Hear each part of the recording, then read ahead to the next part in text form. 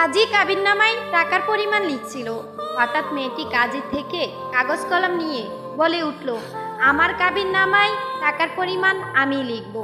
আমি যা লিখব আমাকে তাই দিতে হবে। ছেলেটা মেয়েটিকে প্রচুর ভালোবাসতো। মেয়েটি যা বলল সেটাই মেনে নিল আর দরদ কণ্ঠে বলে উঠল, এমন কিছু লেখো না যা আমি দিতে পারবো না।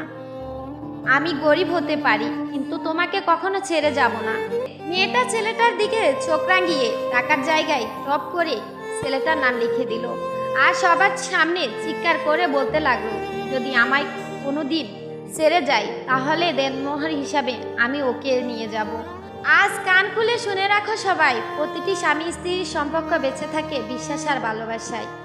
আর আজকাল সমাজ দেনমোহরকে বেশি প্রাধান্য দেয়। টাকাওয়ালা ছেলেটি দেখে মেয়েদেরকে বিয়ে দেয়।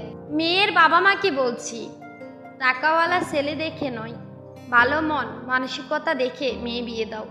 ভাত কাপড়ের জন্য মেয়ে মরে যায় না, মেয়েদের অসম্মান আর ভালোবাসার জন্য মেয়েরা মরে যায়।